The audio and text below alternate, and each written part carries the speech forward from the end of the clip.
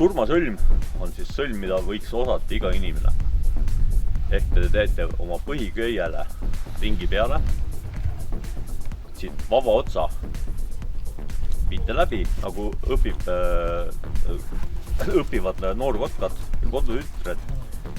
Jänes läks urust välja, tegi ringi ümber puu, läks urgu tagasi ja urg läks kinni. Et milleks on siuke sõlm hea? Esiteks, mere pealt päästes, see on ainuke sõlm, mis ei jookse kinni. Teiseks, autot välja tõmmates, te saate selle sõlme lihtsalt lahti, kui te olete seda sõlme juba tugevalt koormanud. Kui vaja, nüüd see sõlm keerata korraks teistpidi, tal tekib sisse lõtk ja ongi sõlmest vaba.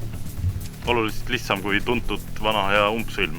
Ja, et umbsõlm või siis sõlm, mida me kõik oleme õppinud tegema, teeme nii ja teeme naa ja seda, et selle kohta ütlevad nii mägironijad või mägipäästjad, et see on ämma sõlm. Et see varem hiljem tuleb lahti. Et ämmale võite kodus siukse asja teha, aga enese päästes või kellegi teist päästes, ärge seda sõlme tehke.